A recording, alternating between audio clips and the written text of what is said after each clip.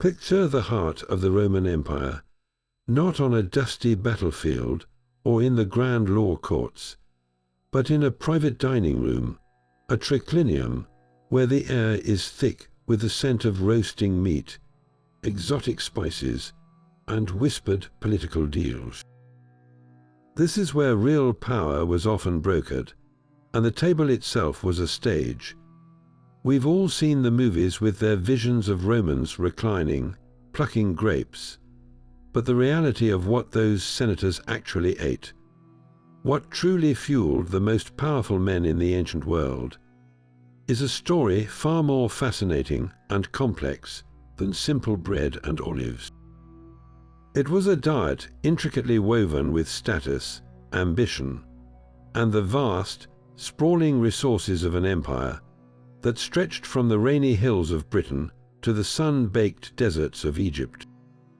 Their food was a statement, a tool, and a testament to their world. What if I told you that the menu of a Roman senator could reveal as much about the inner workings of the empire as any speech given in the Senate House? That by understanding their dinner, we can understand their power. This journey takes us beyond the basic staples. We are about to peel back the curtain on a culinary landscape that was as extravagant as it was strategic. Imagine a world where a senator's morning meal could involve honey from Greece. His lunch might feature a fish sauce painstakingly imported from Spain, and his evening feast could showcase a peacock, roasted and refeathered in its brilliant plumage, a creature so expensive it was a walking, or rather a served, symbol of immense wealth. This was not merely about quenching hunger. It was a daily performance of prestige. Every ingredient, every cooking method, and every dish served was a carefully calculated move in the high-stakes game of social and political one-upmanship. To eat simply was to be seen as backward, even suspicious. To dine with overt, almost shocking luxury was to proclaim your influence to your peers, your clients, and your rivals. So, get ready to discover what truly fueled the men who commanded legions, governed provinces, and shaped the destiny of the Western world. We will walk through their entire day, from the light breakfast that started their political machinations to the legendary, multi-course feasts that could last for hours. Feasts that were as much about spectacle as sustenance. We will uncover the surprising delicacies they craved, the extravagant lengths they went to acquire them, and how their plates became a mirror reflecting the immense power, the intricate politics, and the sometimes shocking excesses of the Roman senatorial class. This is more than a history of food. It is an intimate look into the lives of the elite, a story of how the appetite of an empire was served, one elaborate dish at a time. Let's step into the triclinium and take our place at the table. But to truly appreciate the menu, we first need to step into the senator's sandals and walk through his day, because his eating habits were not a matter of random preference, but were rigidly structured by the relentless demands of his political life. A senator's day began at first light, not with a sprawling banquet, but with a remarkably simple breakfast called the ientaculum. This was often just a piece of bread, perhaps dipped in wine or sprinkled with salt, eaten quickly while standing. There was no time for lounging. The city was already stirring, and his presence was required in the forum. His morning was consumed by his duties, a whirlwind of political theater and essential networking. He would meet with his clients, the citizens who depended on his patronage for legal help or financial assistance, and in return, they offered him their public support and votes. These morning greetings, the salutatio, were a fundamental part of the political machine, and they happened on an empty stomach, underscoring that business always came before pleasure. The midday break, known as the prandium, was equally utilitarian. It was a light lunch, often cold leftovers from the previous night's feast or simple fare like eggs, cheese, fruit, and more bread. This meal was typically eaten quickly. sometimes even on the go, as the senator moved between the Senate House, the law courts, and other public engagements. The real focus, the culinary centerpiece of the entire day, was reserved for the evening. This was the cena, and to call it simply dinner is a profound understatement. The cena was an institution, a social and political ritual that could easily last from late afternoon well into the night. This was not a private family affair. It was a carefully orchestrated performance of wealth and influence. A senator would recline on a couch in his triclinium, joined by a select group of peers, clients, and other important guests. The food served was a direct reflection of his status. A simple meal would be seen as a sign of poverty, or worse, a lack of generosity, a fatal flaw for a politician. Therefore, the cena became a competitive arena. The goal was to impress, to awe your guests with exotic ingredients, complex recipes, and sheer abundance. It was during these long, wine-filled evenings that alliances were forged, favors were traded, and the informal business of running an empire was conducted. The food was the vehicle for everything else, the delicious grease that kept the wheels of power turning. This structured rhythm of eating was a powerful reflection of Roman values, especially for the elite. The entire day was essentially a build-up to the main event, the cena. But to understand the sheer spectacle of that evening meal, we need to appreciate the deliberate simplicity that preceded it. The ientaculum, or breakfast, was over in moments. A senator might have a slice of bread, often made from emmer wheat, dipped in well-watered wine or sprinkled with a bit of salt. It was functional fuel, nothing more.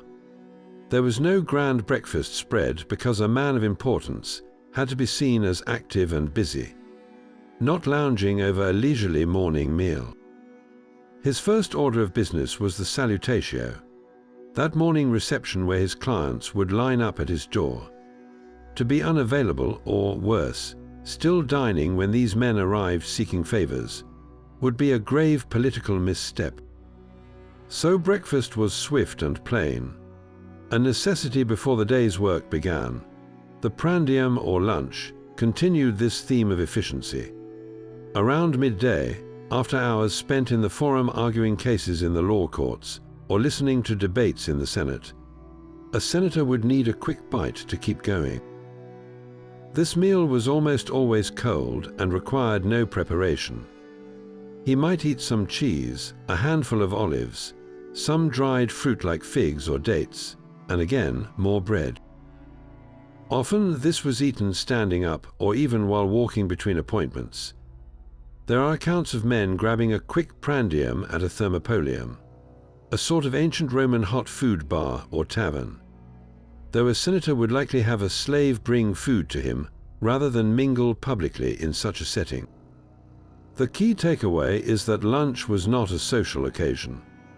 It was a pit stop, a refueling that allowed him to maintain his hectic public schedule without interruption.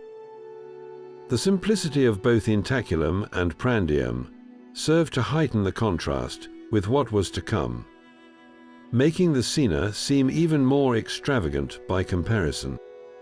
Because the cena was anything but simple, this was the meal that defined a Roman aristocrat's status.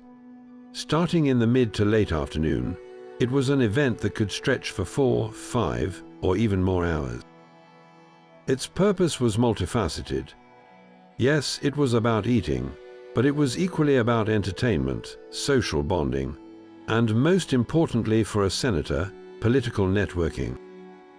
The venue was the triclinium, the formal dining room furnished with 3 couches arranged in a square around a central table. Here, the senator and his guests, carefully selected peers, influential clients, and potential allies would recline, leaning on their left elbows, leaving their right hands free to eat. This posture of reclining was itself a mark of civilization and leisure, setting the cena apart from the hurried meals of the day. The structure of the cena was also formalized, typically consisting of 3 distinct courses. The meal would open with the gustatio, or appetizer course. This was designed to whet the appetite and often featured light, flavorful dishes like eggs, shellfish, salads with pungent dressings, and vegetables. It was accompanied by mulsum, a special honeyed wine. Following this was the mensa prima, the main course. This was the heart of the feast, where the host displayed his wealth and access to exotic goods. This is where you would find roasted meats, whole pigs, boar, hare, and the most prized delicacies like flamingo or peacock. The final act was the mensa secunda, the dessert course, which consisted of fresh and dried fruits, nuts, cakes sweetened with honey, and sometimes even simple pastries. Throughout this entire procession, the wine would flow freely, diluted with water in a large bowl called a crater, and the conversation would range from poetry and philosophy to the gritty realities of the day's politics. It was in this convivial, semi-private setting that deals were struck and alliances were solidified, all under the guise of hospitality and generous dining. The food was the centerpiece, but the real sustenance was power. So we've set the stage with the grand spectacle of the evening cena. But to truly understand the senator's table, we must first look at the literal foundation of every meal, bread. In a world without potatoes, rice, or pasta as we know them, grain was the absolute cornerstone of the Roman diet. It provided the bulk of the calories for the entire population, from the lowliest slave to the most powerful senator. But even in something as universal as bread, the Roman world was fiercely hierarchical. The type of bread you ate was an immediate, unmistakable signal of your social standing. For the vast majority of Romans, the common plebs, the daily bread was panis plebeius, a coarse, dark loaf made from bran-heavy flour, often including other grains like barley or even beans. It was dense, gritty, and not particularly appetizing by modern standards, but it was filling and cheap. A senator, however, would never be seen eating such a common loaf. His bread was a world apart, panis candidus, which literally means shining white bread. This was made from the finest, most thoroughly sifted wheat flour, meticulously separated from the bran. The whiteness of the bread was a direct indicator of its purity and quality, a visible testament to the wealth required to afford such a refined product. Eating white bread wasn't just a preference. It was a non-negotiable badge of elite status. There were even finer varieties, like panis siligineus, made from the very heart of the wheat kernel, which was so prized it was sometimes reserved for special occasions or seen as a gift fit for the gods themselves. But the story of grain for a senator goes far beyond his personal bakery. It plunges us directly into the ruthless politics of food. The average Roman in the city was utterly dependent on the annona, the state-subsidized grain dole. Established to prevent famine and, just as importantly, to prevent riots, the annona was a massive logistical operation. The Roman state, later the emperor, was responsible for importing shipload after shipload of grain from Egypt and North Africa, storing it in enormous warehouses, and distributing a monthly ration to hundreds of thousands of citizen men. This was the lifeblood of the city, and who controlled this system? The senatorial class. While the emperor ultimately oversaw it, the day-to-day administration, the logistics, the contracts for shipping and storage, all of this was managed by men of senatorial rank or their powerful associates. This created a fascinating dual role for the senator. On one hand, he was a consumer of the finest bread. On the other, he was very often a provider of the grain itself. The vast agricultural estates, the latifundia, that many senators owned in provinces like Sicily or North Africa, were the very source of the grain that fed the annona. So, a senator might be debating policy in the morning, and in the afternoon, his agents would be negotiating the sale of his harvest to the very state system he helped oversee. This placed him at the very center of a web of economic and political power. Controlling the food supply was the ultimate political tool. A popular senator or a savvy emperor knew that a stable, affordable grain supply meant a peaceful populace. A shortage, or even the rumor of one, could lead to panic in the streets and direct challenges to their authority. The poet Juvenal famously quipped that the Roman people, who once cared about political power, now only desired bread and circuses, panem et circenses. But for the elite, the bread part of that equation was never trivial. It was the foundation of their power. By ensuring the people were fed, they ensured their own survival and prominence. So, the simple loaf on a senator's table was connected by an invisible thread to the docks of Alexandria, the fields of Sicily, and the restless crowds of Rome itself. His diet was built on a system he himself helped manipulate, a daily reminder that his nourishment was inextricably linked to his command. But that foundational loaf of bread, for all its political weight, was rarely eaten alone. To truly build a meal, to add substance and flavor, the Roman kitchen turned to another ancient and essential food group, pulses. Think of beans, lentils, and peas. In the pantry of any Roman home, from the smallest apartment to the grandest senatorial villa, you would find sacks of these dried legumes. They were the workhorses of the diet, providing a crucial source of protein and calories that was both durable and affordable. For the common citizen, a thick, hearty porridge known as pulse was a daily reality. This was a simple dish made by boiling spelt or other grains in water until it reached a thick, porridge-like consistency. It was filling, nutritious, and plain, the kind of food that fueled laborers and soldiers. In a senatorial household, however, even the most humble ingredients were transformed. A simple lentil stew would never be just lentils, water, and salt. Instead, the kitchen slaves would prepare it with a rich, flavorful broth, perhaps enriched with a generous pour of high-quality olive oil, and finished with a splash of the Romans' ultimate flavor enhancer, garum. This was a fermented fish sauce, the ketchup or soy sauce of the ancient Roman world. Made from layering small fish like anchovies with salt and herbs, and leaving them to ferment in the sun for weeks or months, the resulting liquid was a powerful, pungent, and incredibly savory condiment.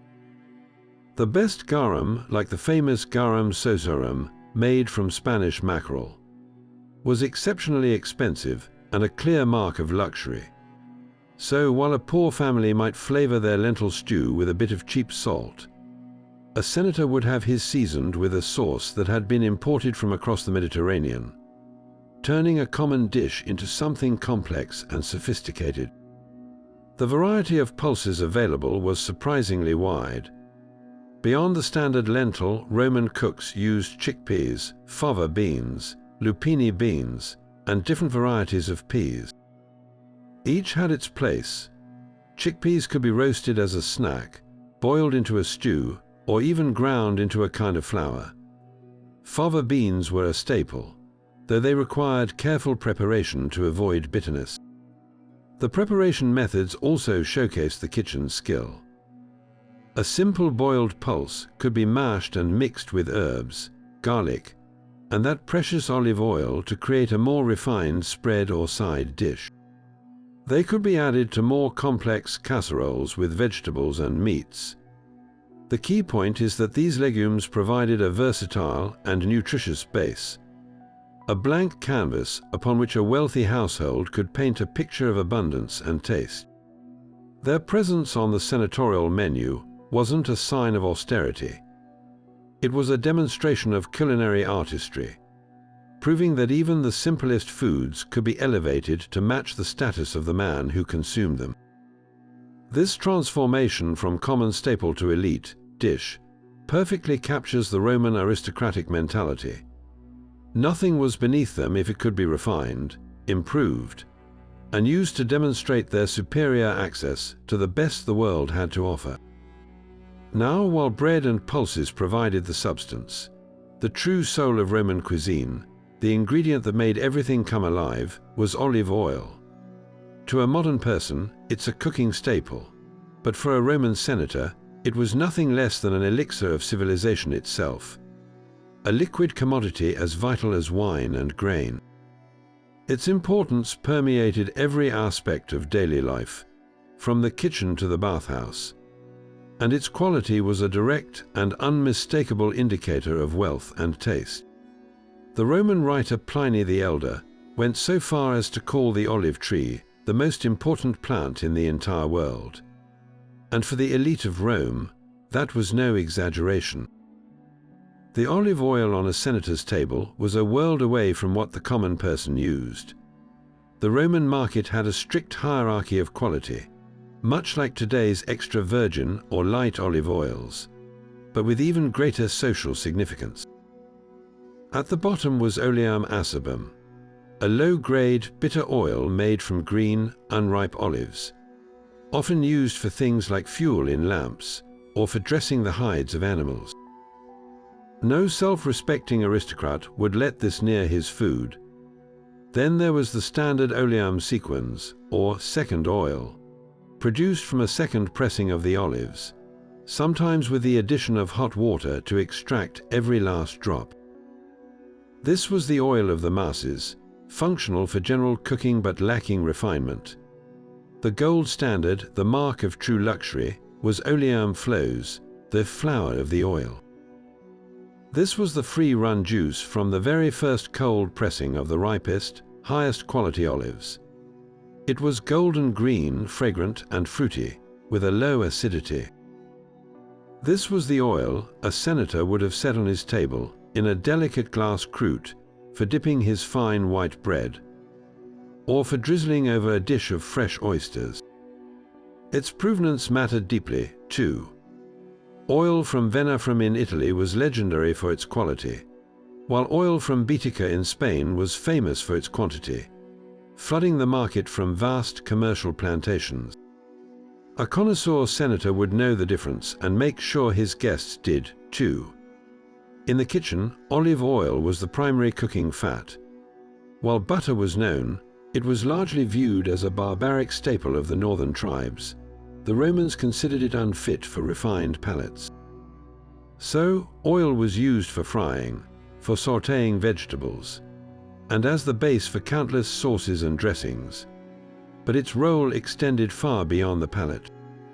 In a world without electricity, oil fueled the lamps that lit the senator's evening cena, casting a warm glow over the political intrigues of the dining room. The quality of the oil even affected the quality of the light and the smoke it produced. Better oil meant a cleaner, brighter flame. Perhaps most surprisingly, olive oil was a cornerstone of personal hygiene. After a strenuous session at the baths, a Roman would not towel off with soap as we do. Instead, he would cover his body in olive oil. A slave would then use a strigil, a curved metal tool, to scrape away the oil along with the dirt, sweat, and dead skin. This ritual cleansing was followed by a final anointing with perfumed oils. So, the same substance that flavored his food also cleaned his body and perfumed his skin, a testament to its utterly indispensable role. For a senator, a life without a constant, luxurious supply of high-grade olive oil was simply unimaginable. It was quite literally the slick that greased the wheels of his entire existence, from nourishment to cleanliness to social display. Now, if bread was the foundation and olive oil the essential medium, then the flavor that truly defined Roman aristocratic cooking was something far more potent, and to our modern sensibilities, perhaps a bit shocking: garum. This fermented fish sauce was the ultimate flavor enhancer, the universal seasoning that found its way into nearly every savory dish, from the simplest vegetable plate to the most elaborate roasted peacock. To understand the senator's palate is to understand his appreciation for this powerful, pungent, and utterly indispensable condiment. It was the ketchup, the Worcestershire sauce, the soy sauce of the ancient world, all rolled into one, and its production was a massive industrial-scale operation. The process began with small, fatty fish like anchovies, sardines, or mackerel. These were layered in large vats or barrels with vast quantities of salt. Herbs like dill, fennel, or coriander might be added for specific varieties. This mixture was then left to ferment under the hot Mediterranean sun for several weeks, sometimes even months. The salt drew the moisture out of the fish, and the natural enzymes and bacteria broke down the flesh into a liquid. Eventually, the solid matter would sink to the bottom, and the prized, clear liquid garum would rise to the top to be skimmed off. The leftover fish paste, called a lek, was a cheaper, lower quality product used by the poorer classes. The best garum was aged like a fine wine, developing a more complex and mellow flavor. Just as with olive oil, there was a strict hierarchy of quality that reflected social status. Common, cheaply made garum was briny and harsh, but for a senator, only the finest would do. The most celebrated variety was garum-soaked, literally garum of the partners, produced in coastal Spain and known for its exceptional quality, made from the blood and guts of the mackerel, resulting in a richer, more potent sauce. This was the equivalent of a top-shelf vintage. A Roman gourmet like Apicius, whose cookbook survives, provides recipes that call for garum in staggering quantities, demonstrating its central role. It wasn't just a dash here and there. It was a fundamental component of the flavor profile. It was used as a cooking ingredient, stirred into stews and sauces. It was used as a table condiment, placed in croûtes for diners to add themselves. And it was even used medicinally, believed to cure everything from dog bites to dysentery.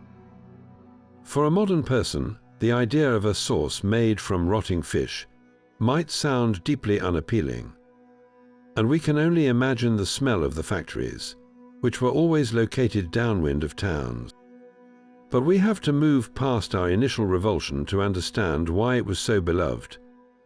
The secret to garum's appeal is a taste we now know well, umami, that savory, deeply satisfying, mouth-watering quality found in foods like Parmesan cheese, mushrooms, and soy sauce. Garum was a pure, concentrated source of umami. It didn't make food taste fishy. When used correctly, it amplified the other flavors in a dish, adding a profound depth and savoriness that salt alone could not achieve. Think of it not as a fish sauce, but as a Roman version of a modern savory stock cube, or a dash of Maggi seasoning. It provided the backbone of flavor for Roman cuisine. A simple lentil stew, when enriched with a spoonful of high-quality garum, was transformed from a bland porridge into a complex, savory meal. A roast pork loin, basted with a glaze of honey, vinegar, and garum, would have had a deliciously caramelized, salty sweet crust. For a senator hosting a cena, serving dishes seasoned with the finest garum was a clear signal of his sophisticated taste and his access to the best ingredients the empire had to offer. His food didn't just sate hunger. It sang with a flavor that lesser households could never replicate. Yet with all the pungent complexity of garum and the rich smoothness of olive oil, a meal would be incomplete without the freshness and texture provided by vegetables. The Roman kitchen garden was a treasure trove of produce, and for a senator, this was yet another area where variety and refinement distinguished his table. While the average citizen relied heavily on hardy staples like cabbage and onions, the aristocratic diet incorporated a much wider spectrum, from the humblest root vegetable to the most sought-after wild delicacies. Vegetables were not merely a side note. They were considered essential for maintaining good health, and their preparation was taken seriously. The backbone of the Roman vegetable larder was undeniably the cabbage. Pliny the Elder devoted extensive writing to it, praising its medicinal properties and listing several varieties. It was believed to cure everything from headaches to digestive ailments, and it was eaten both raw in salads and cooked, often boiled until tender. Leeks and onions were equally fundamental, providing a robust, aromatic base for countless stews and sauces. Lettuce, particularly a romaine-like variety, was popular, typically eaten at the beginning of a meal to aid digestion, often dressed with a simple mixture of vinegar and oil. But the senator's access extended far beyond these basics. His country estates, his villae rusticae, would have featured extensive kitchen gardens, or haute, managed by skilled slaves. Here they cultivated an impressive array. Carrots, which were often purple or white in antiquity, not orange, parsnips, turnips, beets, and a variety of leafy greens like chard and spinach. Cucumbers and gourds were also common, often served boiled or mashed with seasonings. The true luxuries, however, were the vegetables that signaled exclusivity. Foremost among these was asparagus. The Romans were particularly fond of it, and wild asparagus, which was thinner and considered more flavorful than the cultivated kind, was a seasonal delicacy highly prized by gourmets. The Emperor Augustus was even known to use the phrase, "quicker than you can cook asparagus," to indicate a task needing urgent attention, showing how ingrained it was in the elite culinary consciousness. Another major luxury was the mushroom. Wild mushrooms, foraged from the woods on a senator's extensive rural holdings, were a rare and expensive treat. The most celebrated was the boltus, likely the species we know as the porcini or cep, cherished for its meaty texture and rich, earthy flavor. Consuming mushrooms, however, was not without risk. The line between a delicious boltus and a deadly poisonous variety was thin, adding a frisson of danger to this particular delicacy. Preparation methods were straightforward, but aimed at enhancing natural flavors. Boiling was the most common technique, often in a combination of water, oil, and garum, creating a simple, savory broth. Vegetables might also be mashed or pureed into a sort of rustic side dish. For salads, the dressing was almost always a sharp, vinegar-based oxyporum.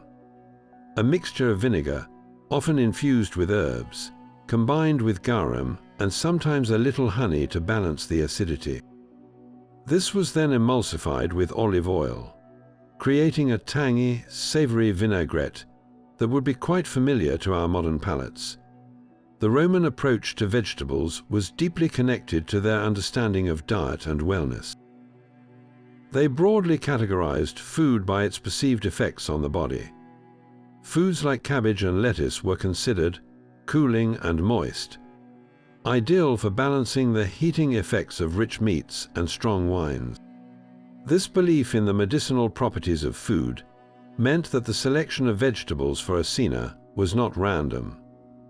It was a thoughtful component of a holistic approach to health, ensuring the senator remained vigorous enough for the demanding political life. His plate was a balance of flavors and humors, a testament to an elaborate culinary philosophy where even a simple dish of boiled leeks was part of a grander design for maintaining power and vitality. Following the savory main courses, the Roman cena reached its sweet conclusion with the mensa secunda, a dessert course that was far more nuanced than we might expect. In a world without refined sugar, the Roman palate craved sweetness from nature's own bounty, fruit, both fresh and dried, along with nuts and honey. This final act of the feast was not just about satisfying a sweet tooth. It was another carefully calibrated demonstration of a senator's resources and his command over the seasons themselves. The ability to present a stunning variety of fruits, some common and others breathtakingly rare, spoke volumes about his agricultural holdings, his far-reaching trade connections, and his sophisticated horticultural knowledge. The foundation of any dessert table would have been the dependable, locally grown fruits of Italy. Figs, both fresh in the summer and dried for year-round consumption, were a staple. They were beloved for their intense sweetness and were often simply served on their own. Grapes were another quintessential treat, enjoyed fresh from the vine or transformed into raisins, which concentrated their sugar. Pears and apples of various heirloom varieties were widely cultivated in private orchards, stored carefully in cool, dark spaces to extend their availability beyond the harvest. A simple bowl of these fruits was perfectly acceptable, but a senator's kitchen would often elevate them. They might be poached in wine and honey, spiced with a dash of pepper or cumin, a popular Roman combination that balanced sweet and savory, or baked into simple cakes and pastries. A common dessert was a sort of fruit patina, a baked custard or cheesecake-like dish enriched with pureed fruit. Yet what truly separated the senatorial dessert course from the ordinary was the presence of the exotic. The expansion of the Roman Empire had introduced a whole new world of flavors to the elite palate. The most coveted of these was the citron, a large, thick-rinded citrus fruit that was the first of its kind to reach Rome. It was not eaten like a modern lemon. Its value lay in its rarity and its intense, perfumed fragrance. The Roman writer Pliny the Elder noted that its primary use was as an antidote to poison and a powerful breath freshener. But its appearance on a dining table was a sure sign of immense wealth, as it had to be imported from the distant eastern reaches of the empire, like Judea or Media. Another exotic marvel was the peach, known as the Persian apple, which arrived from the east and was considered a luxurious delicacy. To serve a fresh peach, with its delicate flesh and short season, was to show that you could master not just geography, but time itself, presenting a fleeting treasure to your guests. This control over nature was perhaps most impressively demonstrated by the practice of forcing fruit to ripen out of season.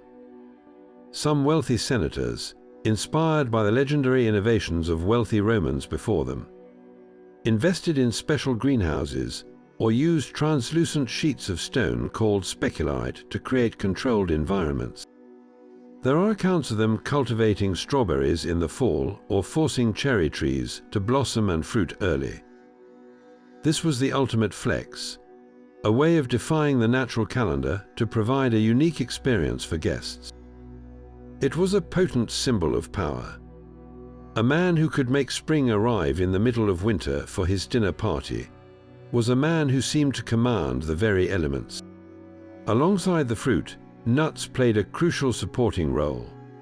Walnuts, almonds, chestnuts, and pine nuts were ubiquitous in the Roman pantry. They were served roasted and salted as appetizers during the gestatio, but they truly shone in the mensa secunda. Almonds and pine nuts were ground and used as thickening agents for creamy desserts, or sprinkled over fruit dishes for texture. Walnuts might be candied in honey, or simply presented in a bowl for guests to crack open at their leisure. These nuts provided a satisfying crunch and richness that complemented the soft sweetness of the fruit, creating a balanced and varied finale to the meal. The entire dessert course, therefore, was a microcosm of the senator's world. It showcased his access to the common, the exotic, and the miraculously out of season, all sweetened with the golden essence of honey.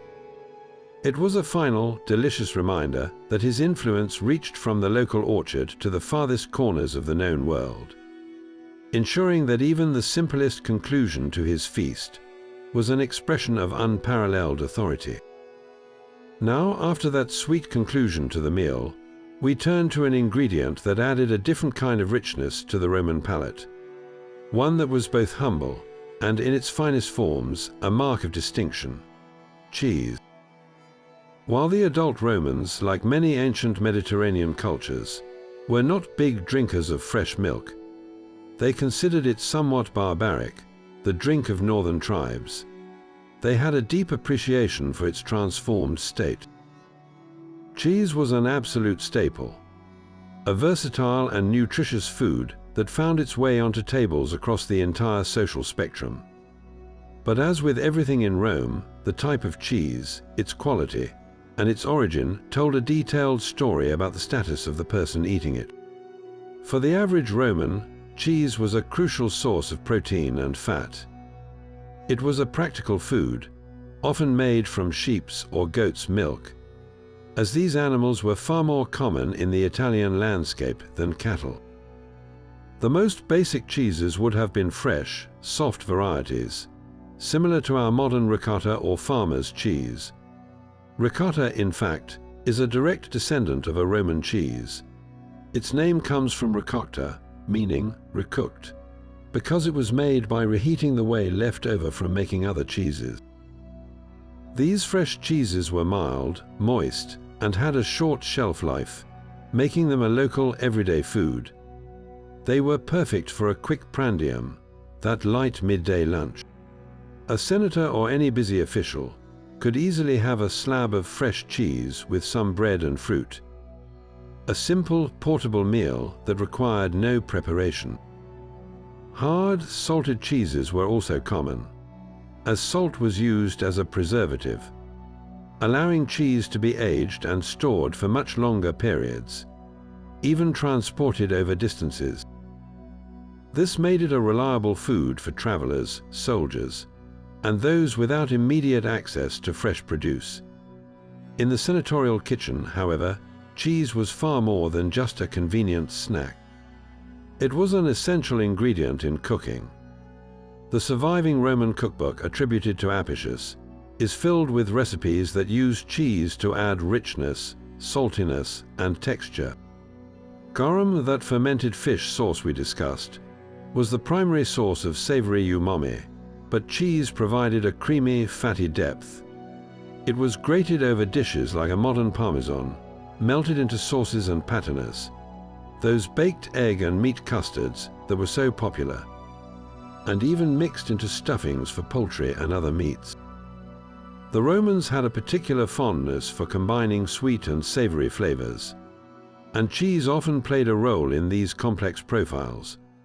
A recipe for baked pears, for instance, might call for a sprinkling of pepper and a dusting of sharp cheese, creating a surprising and sophisticated dish for the dessert course.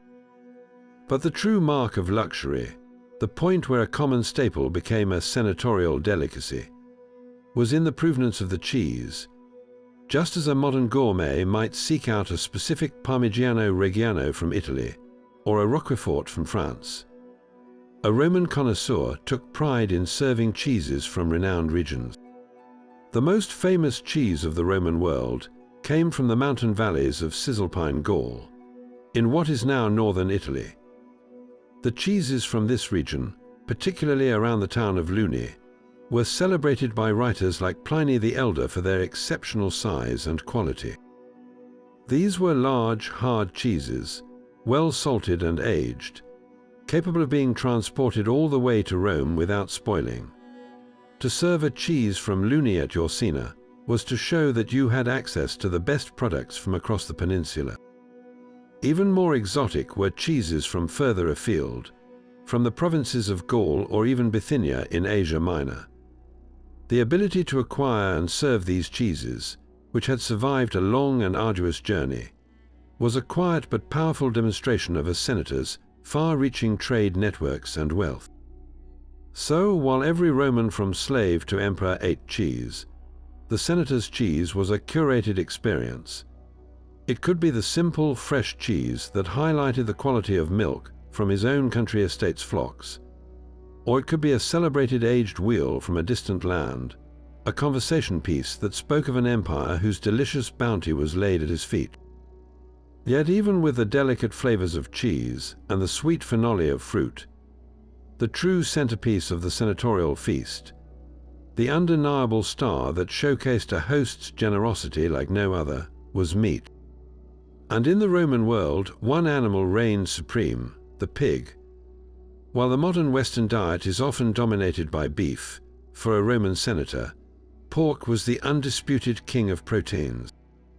Its versatility, its flavor, and its sheer abundance made it the preferred choice for the tables of the elite. A preference rooted in practicality, but elevated to an art form through extravagant preparation. The Roman relationship with the pig was deeply practical from the start. Pigs were relatively easy and inexpensive to raise. They could forage in woodlands for acorns and chestnuts. They reproduced quickly, and they efficiently converted scraps into valuable meat and fat. Almost every part of the animal could be used, leaving little waste. This made pork accessible to a broader population, but for the senator, accessibility was not the point. Refinement was. The same animal that provided basic sustenance for a farmer was transformed in a senatorial kitchen into a breathtaking array of delicacies. The most common preparation was the simple roast. A leg of pork, seasoned with cumin, lovage, and rue, then basted with a glaze of wine, garum, and honey as it turned on a spit, would have been a standard but still impressive offering.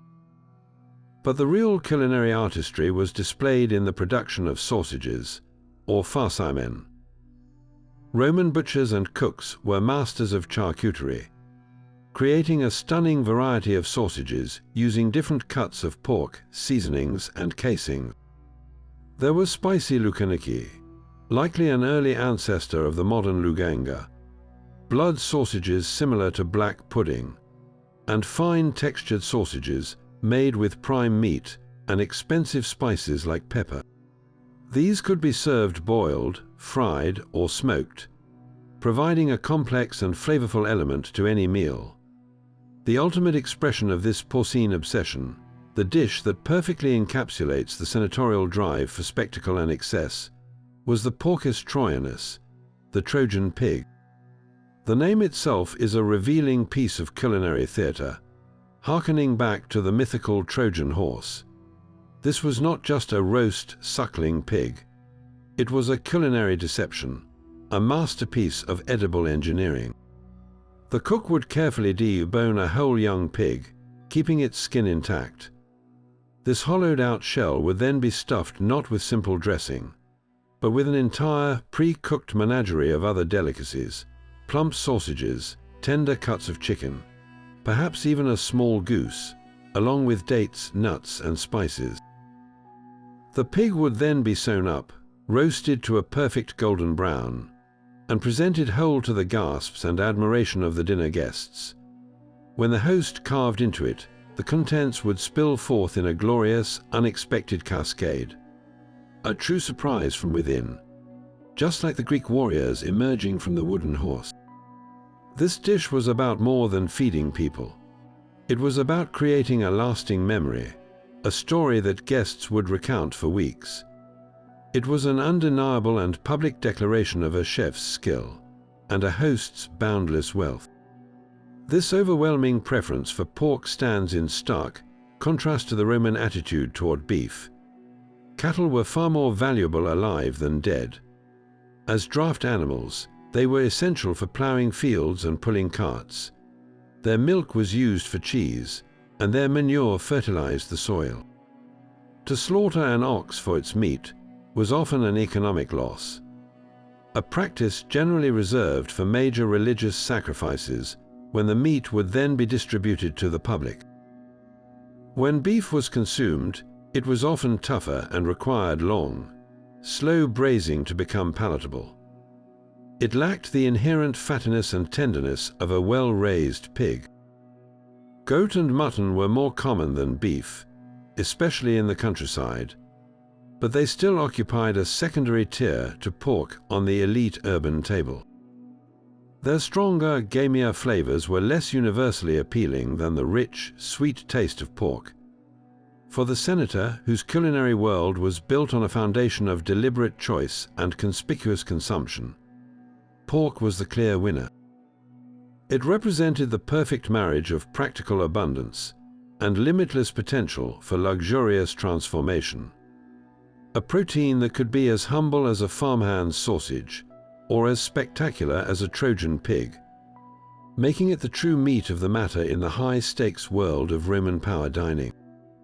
Moving beyond the land-bound dominance of the pig, the Roman senator's quest for culinary distinction took flight, quite literally, into the world of birds. Poultry offered a spectrum of possibilities, from the everyday to the extraordinarily extravagant, and the selection on a man's table was a precise indicator of his standing. At the more practical end of this spectrum were the common yard birds. Chickens, ducks, geese, and pigeons were all staple features of the aristocratic larder. These were not merely subsistence food. They were the versatile workhorses of the kitchen, the foundation upon which many complex dishes were built. A plump chicken could be boiled for a simple broth, but in a senator's kitchen, it was more likely to be roasted with herbs and garum, or even deboned, stuffed with a delicate forcemeat of its own meat, nuts, and spices, and presented as a far more elegant dish. Geese were particularly prized, not only for their meat but for their fat, which was considered superior to other animal fats for cooking, and of course for their large, valuable livers, which were fattened to make a rudimentary form of foie gras. Ducks provided a richer, gamier alternative, and squab young pigeon was a tender delicacy, often reared in special dovecotes on the senator's country estate. The presence of these birds was a sign of a well-managed household, but it was the move beyond the barnyard that truly signaled elite status. The true theatre of avian consumption was reserved for luxury game. This category was all about exclusivity, about serving something that could not be easily bought at a market, but had to be acquired through wealth, land ownership, and organized effort. The most iconic of these status symbols was the peacock. To serve a peacock at a cena was the ultimate culinary power move. The bird was astonishingly expensive, not just to purchase but to raise, requiring vast, beautifully landscaped grounds to roam. Its preparation was a spectacle in itself. After being slaughtered, the bird would be carefully skinned, feathers and all. The carcass would then be roasted, and once cooked, the entire brilliant plumage would be reattached, making it appear as if a live, iridescent peacock was being paraded into the dining room. Some hosts would even gild the beak and feet, or arrange the tail feathers in a magnificent fan.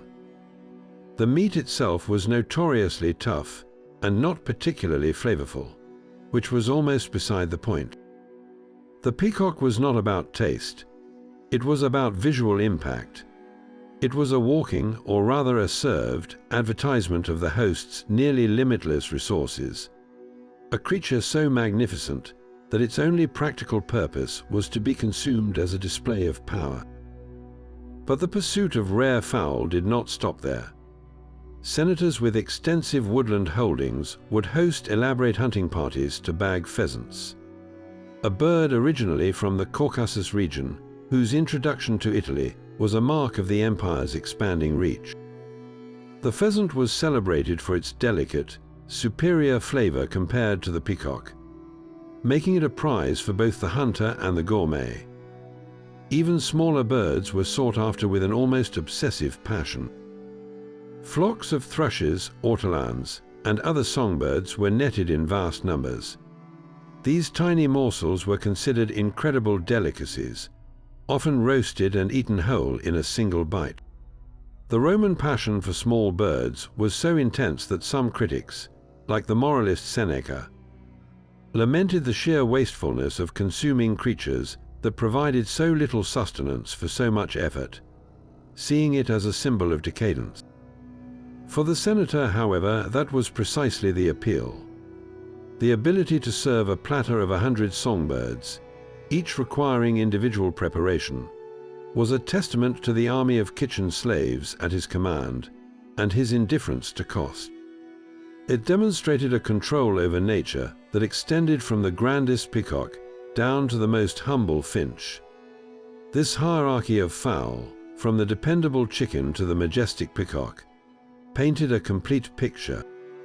It showed that a senator's influence dictated not only what was on his plate, but how it arrived there, proving his command over domesticated farmyards, managed hunting preserves, and the wild itself, all to satisfy an appetite for distinction that knew no bound.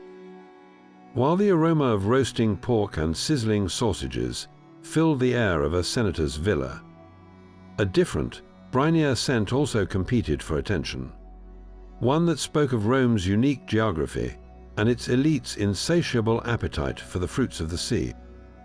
Living on a peninsula with a long coastline, the Romans had a deep and abiding connection to the Mediterranean, which they called Mare Nostrum, our sea. This relationship was vividly reflected on their dinner tables, where fish and seafood were not just food, but powerful symbols of luxury, trade, and the empire's vast reach. For a senator, serving the right kind of fish was as calculated a political statement as delivering a powerful speech in the forum. The epicenter of this aquatic obsession was the Roman fish market. Imagine the bustling, noisy scene at the Macelum, the central market in Rome, particularly the section dedicated to fishmongers. Here, the air would be thick with the salty tang of the sea, mixed with the pungent smell of garum from nearby shops. Tanks of fresh, circulating seawater held live fish, their silvery scales flashing in the sun, while stalls were piled high with shellfish of every description: oysters, mussels, clams, and sea urchins. The market was a theater of commerce and a barometer of status. The common citizen might purchase small, salted sardines or a piece of tough, preserved tuna, practical, affordable sources of protein. But for the wealthy, the market was a gallery of extravagance. They sought out the largest, rarest, and most visually impressive specimens, and they were willing to pay astronomical sums for them.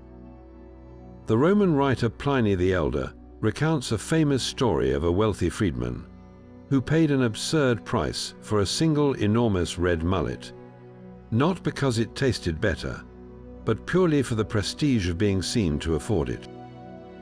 This culture of competitive spending turned the fish market into an arena where social standing was bought and sold by the pound. So, what exactly found its way onto a senator's plate? The variety was astonishing. Common but highly prized fish like sea bass and red mullet were staples of the elite diet. Mullet in particular was a favorite, valued for its firm, white flesh. But the true markers of distinction were the exotic and the bizarre. The moray eel was a spectacular luxury. These sinuous, powerful creatures were often kept as pets in elaborate seawater ponds on a senator's coastal estate, but their ultimate fate was the dining table. They were considered a delicacy, and there are even accounts of particularly valuable moray eels being adorned with jewelry by their doting owners before being served. Another bizarre delicacy was the lamprey, a jawless, parasitic fish that many today would find unsettling. The Romans, however, were captivated by its rich, fatty meat. The most famous lamprey story involves the wealthy epicure Vedius Pollio, who is said to have threatened to throw a clumsy slave into his pool of lampreys as punishment. A tale that underscores both the value placed on the fish and the chilling cruelty that could accompany such extreme wealth. Beyond these, oysters from the Lucrine Lake near Naples were legendary, and wealthy Romans built elaborate oyster beds to cultivate them, ensuring a steady supply of this celebrated aphrodisiac. The key factor that separated the senatorial seafood experience from all others was freshness. In an age without refrigeration, enjoying a fish that had been alive just hours before was a privilege reserved for the ultra-wealthy who lived near the coast or had the means to transport their catch rapidly. A senator hosting a cena at his seaside villa in Campania could offer his guests fish that were practically still swimming. For those in Rome itself, a sophisticated system of relays and fast carts brought the daily catch from the port of Ostia to the city's markets with impressive speed. The ability to serve a truly fresh fish, rather than one that had been salted or smoked, was a direct demonstration of logistical power and financial muscle. This is why the most extravagant hosts built their own piscinae, private saltwater fish ponds. These were not simple holding tanks. They were vast, landscaped marine villas for fish, often stocked with rare species. A senator could take his guests on a walk around his piscina before dinner, pointing out the very moray eels or sea bream that would soon be their meal. A display of control over nature that was the height of aristocratic showmanship. For the vast majority of people, however, seafood meant preservation. Salted tuna, dried sardines, and pickled mussels were the everyday reality. These preserved foods were vital for the navy, for legions stationed far from the sea, and for the urban poor. But even here, the elite found a way to transform a common staple into a complex art form. This brings us back to garum, the fermented fish sauce that was the soul of Roman cooking. While cheap garum was a simple condiment, the finest grades were culinary treasures. The production of high-quality garum was a major industry, with the best varieties, like garum-soaked from Spain, being exported across the empire in sealed amphorae. A senator's kitchen would use this liquid gold not just as a seasoning, but as the central ingredient in elaborate fish-based sauces. Recipes from Apicius describe complex preparations where fish sauce was mixed with wine, vinegar, honey, and a bouquet of herbs to create pungent, sweet and sour glazes for roasted fish or rich, savory broths for poaching shellfish. The humble fish, through the alchemy of fermentation and culinary skill, was thus elevated into the most sophisticated and ubiquitous flavor in the Roman palate. From the dazzling spectacle of a live moray eel to the hidden depth of flavor in a spoonful of garum, the sea was always present on the senator's table, a constant reminder that his power extended far beyond the land, reaching into the very waters of Mare Nostrum. Now, as the first platters of the gustatio were being laid out, the senator's guests would raise their cups not to plain wine, but to a special sweetened concoction designed specifically for this moment, mulsum. This honeyed wine was far more than a simple drink. It was the official aperitif of the Roman cena, a deliberate and symbolic commencement to the evening's proceedings. The ritual was precise. A servant would pour a robust, but likely less expensive, wine into a cup, often a sturdy Falanian or a common local vintage, and then stir in a generous portion of high-quality honey. The goal wasn't to create a cloyingly sweet beverage, but a balanced one, where the honey's floral notes softened the wine's natural astringency, resulting in a smooth, slightly syrupy drink that was both refreshing and palate-cleansing. This custom was rooted in a sophisticated understanding of dining physiology.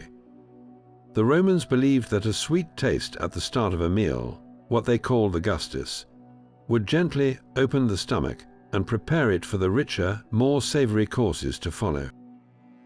It was a culinary warm-up act, stimulating the salivary glands and priming the digestive system for the onslaught of flavors ahead. But the role of mulsum extended far beyond mere biology. In the highly charged social atmosphere of a senatorial cena, this first shared drink performed a crucial psychological function.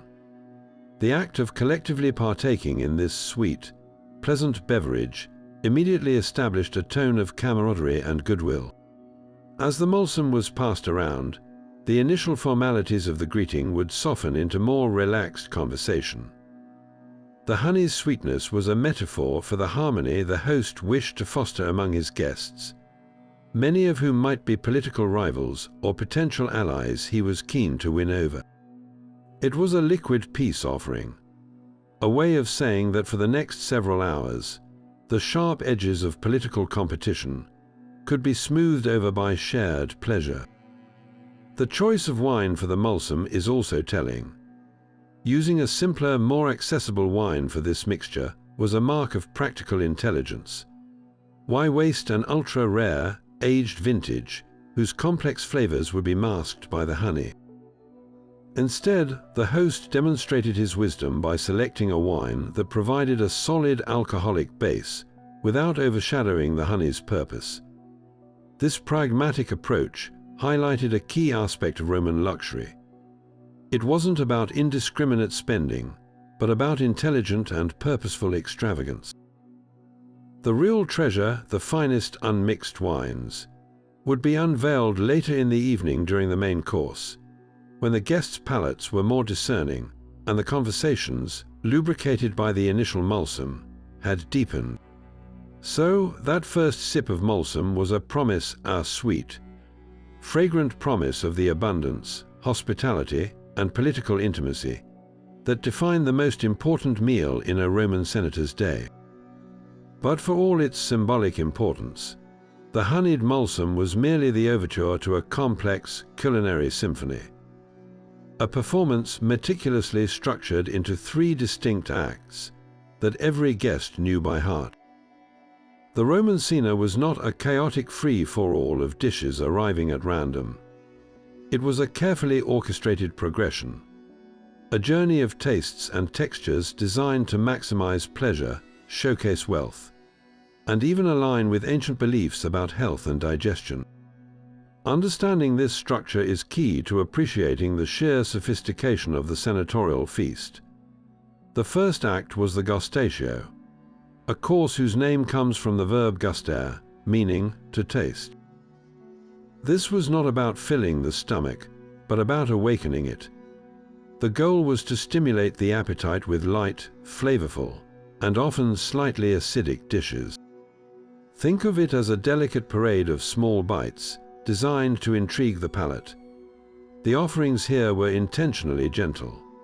You might find shellfish, like fresh oysters from the Lucrine lake, or mussels poached in a wine and garum broth. Platters of eggs, often hard-boiled or baked into a simple omelette-like dish called a patina, were common. Salads of fresh lettuce, chicory, and mallow leaves, dressed with a sharp vinaigrette of vinegar, oil, and a hint of garum, provided a crisp, cleansing start. Another classic appetizer was the mortem, a pungent cheese spread made by crushing fresh cheese with garlic, herbs, celery, and olive oil, which guests would eat with small pieces of fine white bread. Accompanying all of this was the mulsum, its sweetness perfectly balancing the savory and acidic notes of the food. The entire gustatio was a sensory prelude, a whisper of the indulgence to come, preparing both the body and the mind for the main event. Following this gentle introduction, the feast would surge forward into its grand centerpiece, the mensa prima, or main course. This was where the host unleashed the full force of his culinary and financial power. If the gustatio was a whisper, the mensa prima was a triumphant shout. The table would now groan under the weight of platters, showcasing the most extravagant ingredients. This was the domain of meat, and specifically the glorious pig. A whole roast suckling pig, its skin crackling and glazed with honey and garum, might be carried into the applause of the guests. Or perhaps the legendary Trojan pig, its belly bursting with a hidden treasure of sausages and other birds. Beyond pork, the spectacle continued with roasted hares, wild boar captured on the host's own estates, and of course, the magnificent re-feathered peacock, presented in all its iridescent glory. The flavors here were bold, rich, and complex. Meats were often served with robust sauces, such as a patina of cooked meat and fish sauce, or a sweet and sour reduction of wine, vinegar, honey, and spices like long pepper and lovage. The wine served now changed dramatically. Gone was the sweet mulsum. In its place came unmixed, high-quality wines, like the legendary Falanion, aged for years and decanted from its distinctive amber-colored amphorae. These powerful wines were always diluted with water in a large crater, but their presence signaled a shift to the serious business of eating and drinking. The conversation, too, would deepen, moving from pleasantries to weightier matters of politics and philosophy, all fueled by this overwhelming display of abundance.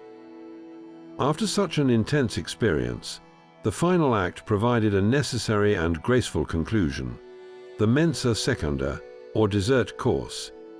The name itself, meaning second table, is a bit misleading, as it wasn't a separate seating, but rather the clearing away of the main course platters and the presentation of a new spread focused entirely on sweetness. The goal here was to cleanse the palate and soothe the stomach after the rich savories of the mensa prima. There were no cakes laden with sugar as we know them. Instead, the Romans turned to nature's candy.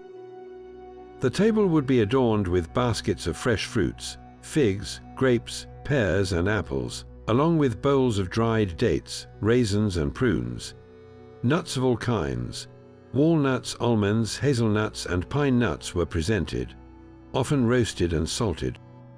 Simpler desserts might include honeycomb, its waxy cells bursting with raw sweetness, or small flat cakes called globi, which were balls of fried cheese and semolina dough drenched in honey.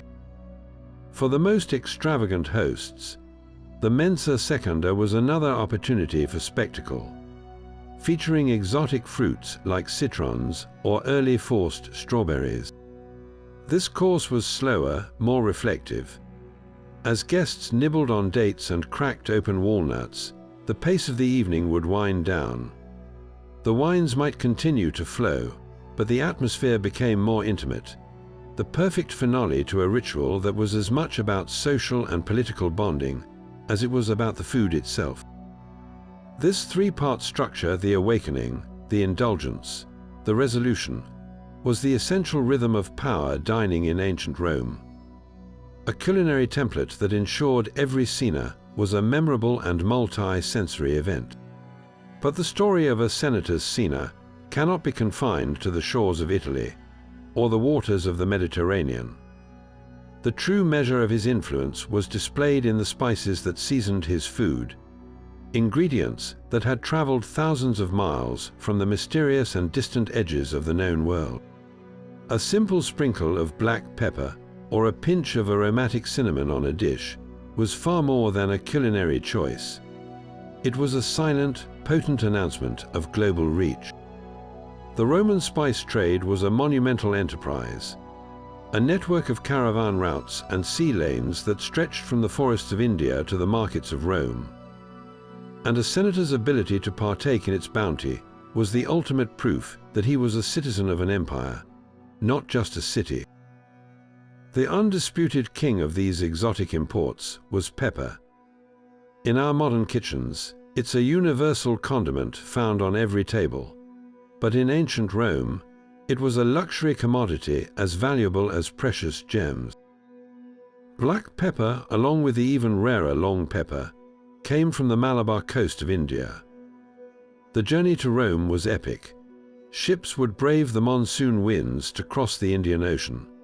Then the cargo would be transferred to caravans that trekked across the Arabian desert or sailed up the Red Sea, finally reaching the warehouses of Alexandria before being shipped to the Italian peninsula.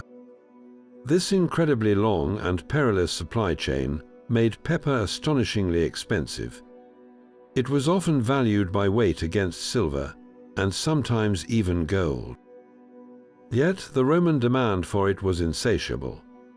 It wasn't used with the frugality we employ today. Recipes from Apicius call for generous quantities, grinding it over meats, stirring it into sauces, and even incorporating it into sweet desserts and spiced wines. Its sharp, pungent heat was a taste of adventure and danger, a direct sensory link to lands most Romans would never see. For a senator, stocking his pantry with pepper was as essential as stocking his coffers with coin. It was a fundamental ingredient of prestige. Beyond pepper, the Roman elite had access to a surprising array of other Eastern spices.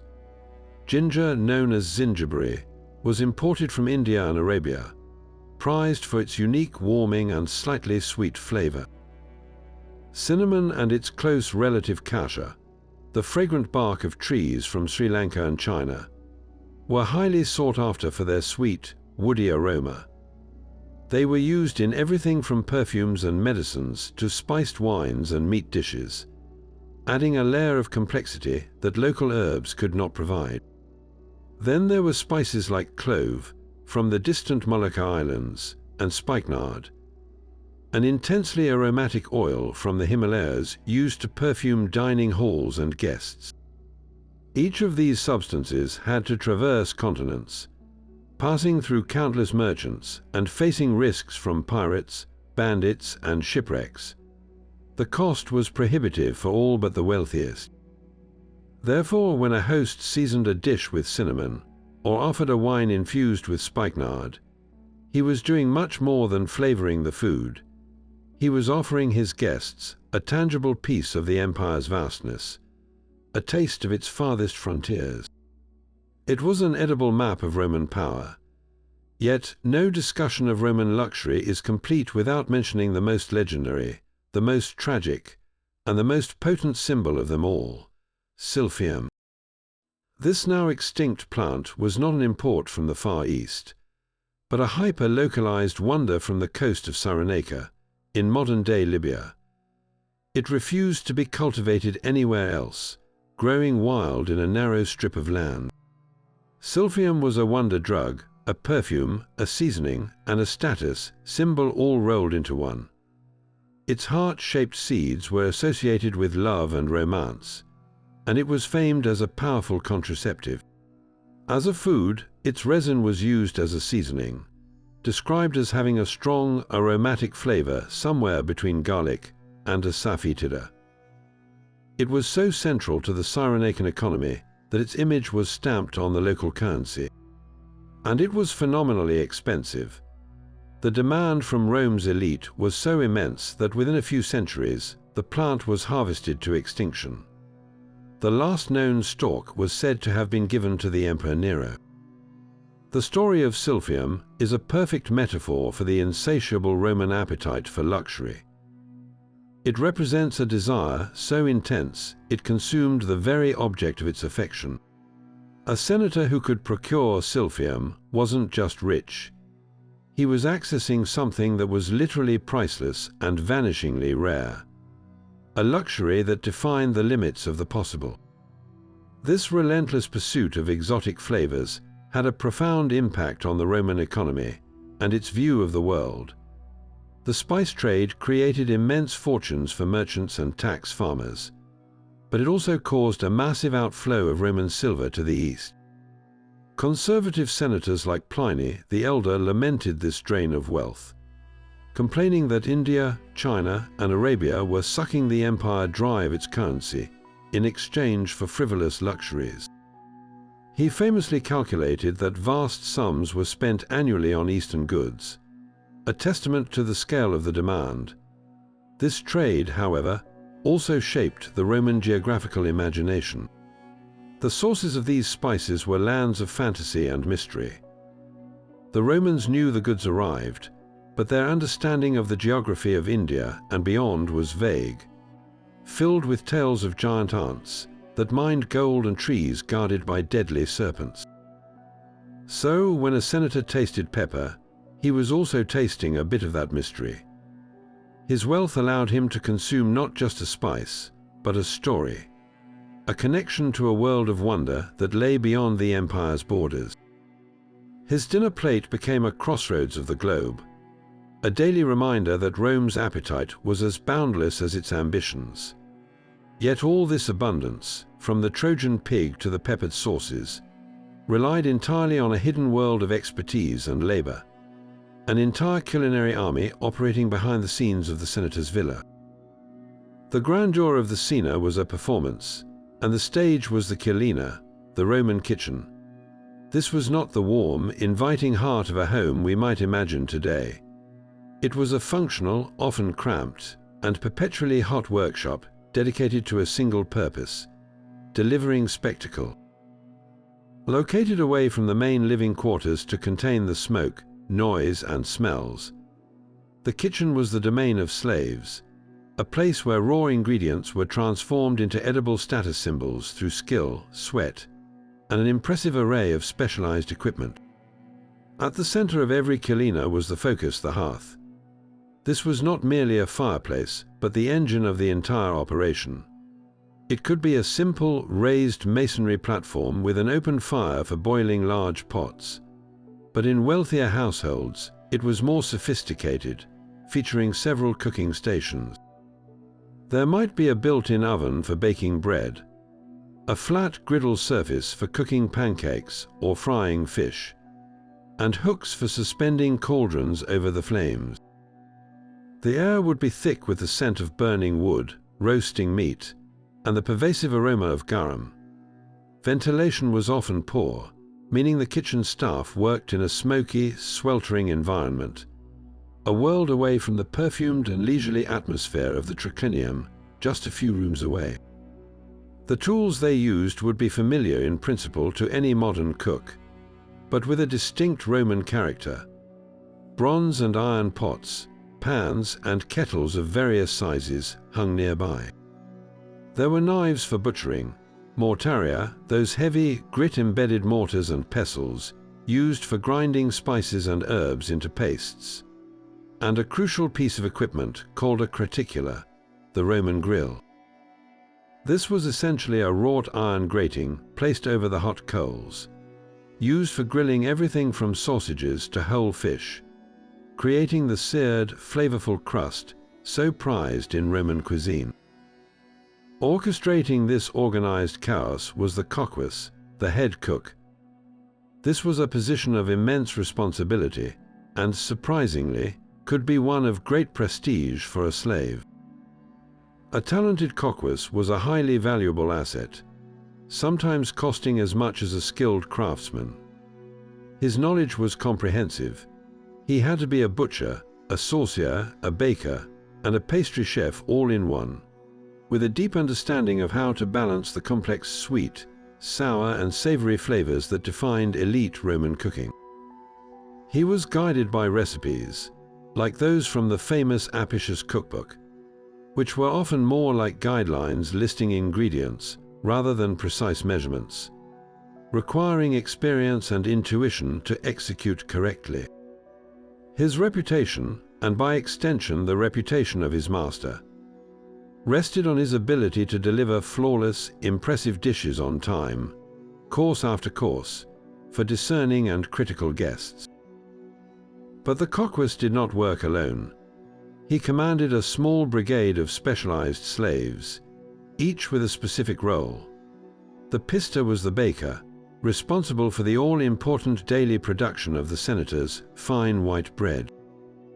He would oversee the milling of the wheat, the kneading of the dough, and the firing of the brick or clay oven to achieve the perfect loaf.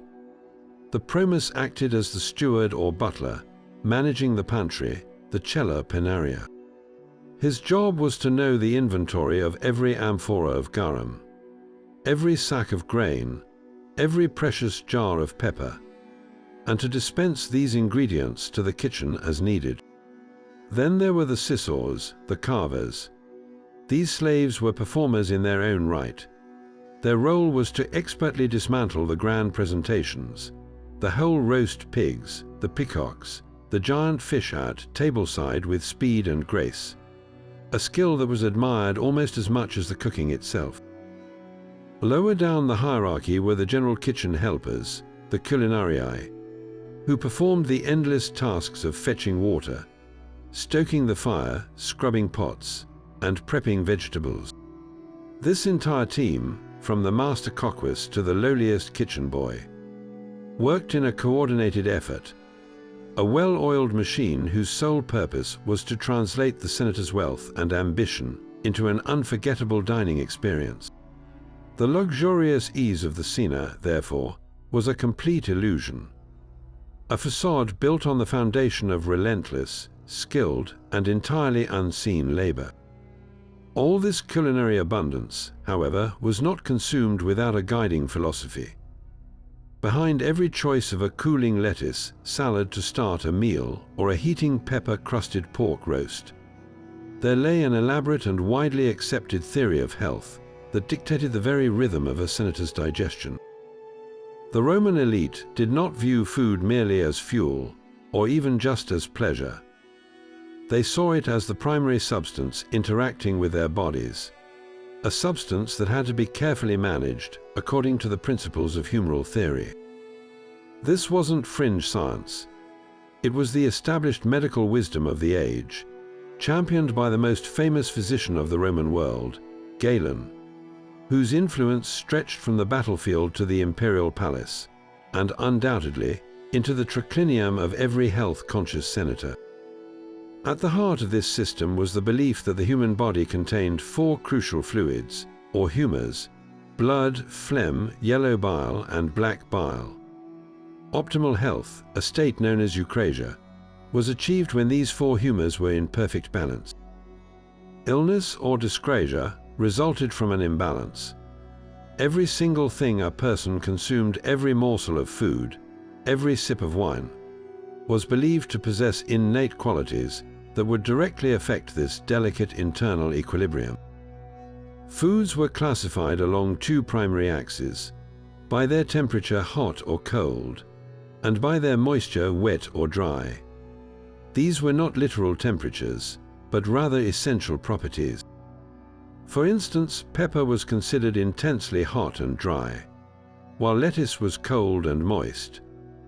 A physician's role, and the goal of a sophisticated diner, was to combine these foods in such a way as to maintain or restore the body's humoral balance. This is where the structure of the cena reveals its deeper medicinal logic. The progression of courses wasn't just about taste. It was a prescribed journey for the body. The meal began with the gustatio, featuring foods like eggs and lettuce, which were considered easy to digest and cooling. This was a deliberate strategy to gently open the stomach, preparing it for the onslaught to come. The mulsum of the honeyed wine served a similar purpose. Its sweetness was thought to be warming and comforting, priming the digestive system. Then came the mensa prima, the main event, dominated by hot and dry foods like heavily spiced roasted meats. These were the most challenging to digest, and so they were served when the digestive heat was believed to be at its peak during the meal. Finally, the mensa secunda, the dessert course of fresh, moist fruits and nuts, served to cool and moisten the system again, counteracting the heating effects of the meats and spices, and bringing the body back toward a state of balance. A senator following this regimen wasn't just indulging. He was performing a carefully calibrated act of self-preservation. Galen, who served emperors like Marcus Aurelius, wrote extensively on dietetics. He would have advised a senator that his political life, stressful, demanding, and full of heated debates, likely produced an excess of yellow bile, associated with the choleric or irritable temperament. To counteract this, the senator might be advised to favor cooling foods. A diet too rich in hot and dry substances like red meat and strong wine without the balancing effect of cold, moist foods like fish and vegetables could lead to a choleric imbalance, causing fevers, inflammation, and a quickness to anger hardly desirable traits for a man who needed to keep a cool head in the Senate. Conversely, a diet too heavy and cold, moist foods could lead to an excess of phlegm, resulting in lethargy and congestion, making a man sluggish and uninspired. The ideal was to walk a culinary tightrope, using one's plate as a tool for maintaining not just physical health, but also mental clarity and emotional stability. The fascinating question, of course, is how closely this philosophical ideal aligned with reality. Did senators actually practice this moderation? The historical record suggests a profound tension. On one hand, we have the writings of moralists like Seneca and Pliny the Elder, who railed against the grotesque overconsumption and exotic menus of the elite, seeing it as a sign of moral decay. The legendary tales of hosts serving hundreds of songbirds or a Trojan pig stuffed with other animals seem to fly directly in the face of humoral balance, representing a triumph of gluttony over Galen's careful prescriptions. This was indulgence for the sake of status, not health. Yet for every tale of excess, there is evidence that the principles of dietary medicine were deeply ingrained in the aristocratic mindset. Many senators were highly educated men who took their health seriously. The very existence of personal physicians like Galen, attached to powerful households, indicates a desire for guided living. It's entirely plausible that a senator might have followed a generally balanced diet according to humoral principles during his private, day-to-day life, reserving the spectacular excesses for public cenas where the political need to display wealth overrode concerns for dietary equilibrium. In this sense, the senator's body became a microcosm of the empire itself, a system ideally meant to be in balance, but constantly threatened by the temptations of its own vast power and abundance. His daily struggle was to manage the conflicting demands of philosophical health and political necessity, a struggle played out with every bite he took. And yet, for all the genuine complexity of their dietary philosophy and the very real potential for excess, the most enduring image of Roman feasting in the popular imagination is, in fact, a complete and total myth. We've all heard the story, perhaps whispered with a mix of fascination and disgust, that the Romans in their boundless gluttony would eat until they were stuffed, then retreat to a special room called a vomitorium to vomit, clearing their stomachs so they could return to the table and continue their debauched feast. It's a compelling, shocking tale of ancient excess, but it is almost entirely false. The truth is far less sensational, but in many ways, much more revealing of Roman ingenuity. Let's get the architectural record straight first. A vomitorium was indeed a real feature of Roman buildings, but it had absolutely nothing to do with vomiting. The word itself comes from the Latin vomo, meaning to spew forth, and it was used in a purely architectural sense. A vomitorium was a large, vaulted passageway in an amphitheater or a theater, designed to allow thousands of spectators to spew forth into their seats or out onto the streets with remarkable speed and efficiency. If you've ever been in a modern sports stadium and used the wide, sloping tunnels that channel crowds in and out, you have essentially walked through a vomitorium. These structures were a testament to Roman engineering genius, solving the complex logistical problem of moving massive numbers of people. The idea that they were small, private rooms for purging is a misunderstanding that likely began centuries later, when antiquarians, perhaps reading the word without understanding its context, conflated the name with stories of Roman feasting and created a fiction that has proven incredibly difficult to eradicate. So if the room itself is a myth, where does the idea of purging come from? The confusion stems from separating a fictional location from a very real, though often misunderstood, practice. The Romans did, on occasion, engage in voluntary vomiting, but this was not a routine part of a decadent feast. It was a medical act, recommended by physicians like the revered Galen, and it was done for specific health reasons, not to enable gluttony. The Roman medical philosophy we discussed earlier, based on the balance of the four humors, viewed vomiting as a form of regimen.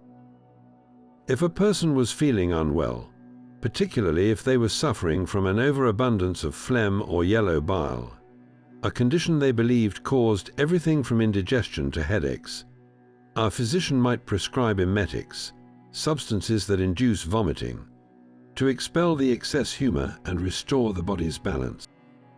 This was a therapeutic purge, not a culinary one. It was about correcting a perceived bodily imbalance, not making room for another helping of peacock. This is not to say that the practice was never abused.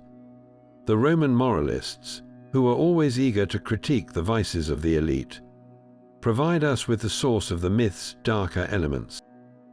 The philosopher Seneca, in one of his letters, writes with clear disapproval about individuals who would vomit during a feast so they could continue eating. He describes them as so enslaved to their appetites that they would vomit to eat and eat to vomit. However, it is crucial to read Seneca's account in context. He was a Stoic moralist, and his writings are filled with hyperbolic condemnations of luxury, designed to shock his readers into embracing a life of virtue. He was pointing to the absolute worst, most degenerate behavior he could imagine, or had heard of, to serve as a cautionary tale. This was likely the exception, not the rule, the kind of extreme, shocking behavior that gets written down precisely because it was so scandalous and unusual. For the vast majority of Romans, and certainly for a senator concerned with his public dignity, such a practice would have been seen as deeply shameful and physically harmful. The real story, then, is not one of organized, architectural debauchery, but of a cultural tension that the Romans themselves were acutely aware of. The myth of the vomitorium endures because it perfectly encapsulates the outsider's view of Roman excess. It takes a kernel of truth that some wealthy Romans did overindulge, and that vomiting was a known medical practice, and weaves it into a simple, sensational narrative. But the reality is more nuanced. A senator's relationship with food was a complex dance between medical science, social obligation, and personal morality. He navigated the prescriptions of his physician, the expectations of his guests, and the critiques of philosophers like Seneca. The true spectacle of the Roman feast was not a hidden room for purging, but the very public, carefully staged performance of wealth and power in the triclinium itself, a performance complex enough without needing the addition of modern myths. Now we arrive at the very heart of the matter, where the food we've been exploring transforms from mere sustenance into a powerful political weapon. The senatorial cena was never just a meal. It was a meticulously staged, managed piece of political theatre, and the triclinium was its main stage. Every single element, from the vintage of the wine to the placement of the guests on the couches, was a calculated move in the high-stakes game of social and political advancement. To be invited was an acknowledgement of your standing. To be seated next to the host was a signal of your current influence. And to be served a dish of exceptional rarity was a public declaration of favor. The guest list itself was the first and most potent political statement. A senator did not dine with his family in a quiet, private setting. He assembled a cast of characters chosen with the precision of a general deploying his legions. The gathering would include a mix of his closest political allies, powerful clients, whose support he needed to maintain, and crucially, his rivals or those whose allegiance he was attempting to win over. The very act of invitation was a tool for inclusion, and just as effectively for exclusion.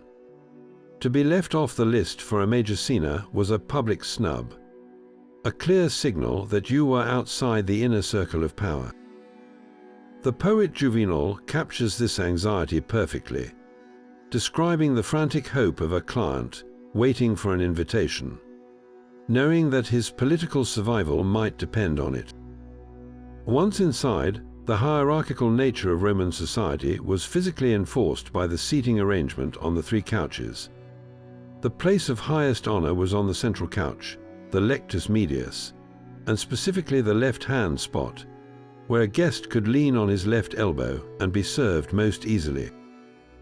The host would strategically place his most important guest there, a gesture of respect that everyone present would immediately understand. Seating a rival next to you could be a gesture of reconciliation, while placing a powerful but troublesome senator further down the couch could be a subtle act of humiliation, a reminder of his precarious position. Then came the performance of the food itself. We've discussed the extravagant dishes, but their true purpose was as a medium of communication. Serving a common dish, no matter how well prepared, would be seen as a sign of poverty, or worse, a lack of generous spirit, which was a fatal flaw for a Roman politician.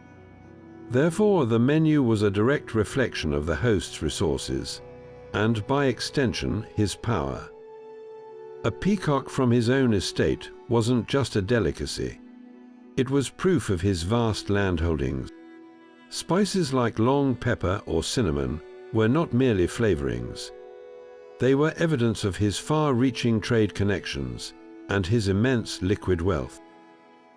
The quality of the wine, especially the legendary Falanian, spoken of with the same reverence as a premier cru today, demonstrated his access to the very best the empire had to offer. This was a form of competitive display known as luxuria, a conspicuous consumption meant to overwhelm the senses and assert dominance. A rival senator, witnessing this parade of exotic ingredients, would be forced to mentally calculate the cost, and by extension, the political and financial muscle of his host. It was a delicious, edible form of intimidation. But the political manipulation could be even more direct and brutal, through a practice known as differential hospitality. It was shockingly common for a host to serve different qualities of food and wine to different guests at the same meal. The host and his inner circle might dine on the finest aged Falanian wine from a precious glass goblet, while a lower status client at the far end of the table would be given a cheap, vinegary local wine in a crude clay cup. They might be served a simple boiled chicken, while the host enjoyed the prized sturgeon or moray eel. The satirist Martial pours scorn on a host named Sextus who did exactly this, writing with bitter irony, "When I dine with you, Sextus, you take fine Caecuban wine. I am given wine that has already been drunk." This was not an oversight. It was a deliberate and public reinforcement of the social pecking order. It was a way for the host to remind everyone of their exact place in his world, rewarding loyalty and punishing insignificance in real time, with every sip and every bite. The message was unmistakable. Your status at my table directly reflects your usefulness to me. The entertainment interspersed between courses further amplified this political messaging. A host might hire renowned poets to recite verses composed in praise of his achievements or his family's illustrious history. Musicians and dancers provided a backdrop, but the most telling entertainments were the displays of his own wealth and connections. He might parade a beautiful slave boy or girl before his guests, a living piece of human property whose elegance reflected well on the master. Or, as we mentioned, he might lead a tour of his private fish ponds, showing off the magnificent moray eels that were both pets and future dinners. All of this was designed to create an atmosphere of awe and obligation. The Greek writer Plutarch, observing Roman customs, noted that a successful statesman needed to be a master of the art of hospitality, because through it, he built the network of gratitude and reciprocal favor that was the true currency of Roman politics. The goal of the cena was to bind guests to the host through a debt of hospitality, a social bond that carried the full weight of a political promise. You left the table not just with a full stomach, but with a clear understanding of where you stood, who held the power, and what was expected of you in return for the privilege of having shared in such magnificent abundance. The dinner table, therefore, was where the Senate's business was often concluded, not with formal votes, but with whispered agreements made over a glass of fine wine, proving that in ancient Rome, the path to power was often paved with the most exquisite and strategically served foods. To truly grasp the staggering luxury of the senatorial table, we must step out of the perfumed triclinium and into the cramped, smoky apartment of a typical Roman citizen. The chasm between the diet of the elite and that of the common people was not merely a matter of taste. It was a stark, edible map of the vast social and economic inequality that defined the empire. The senator's cena was a world of curated abundance, but the daily reality for the millions in Rome was a constant, grinding struggle for basic sustenance. This isn't just a story of different foods. It's a story of two entirely different Romes, existing side by side yet worlds apart. The most fundamental difference, the very bedrock of this dietary divide, was the type of grain that filled the stomach. While the senator enjoyed his gleaming panis candidus, the pure white bread made from the finest sifted wheat, the average Roman subsisted on a diet centered on barley and inferior grains. For the urban poor, the plebs frumentaria, the morning meal wasn't a quick slice of bread. It was a bowl of pulse, a thick, porridge-like substance made from emmer wheat, or more commonly, barley. Barley was considered coarse, less nutritious, and fit for soldiers on punishment detail or livestock. This pulse was the caloric foundation of life, a bland, filling mush that was often eaten with little more than a few drops of cheap vinegar or a sprinkle of salt for flavor. The dream for most common citizens was to afford enough of the state-subsidized wheat from the annona to make their own bread. But even then, it was never the refined white loaf of the elite.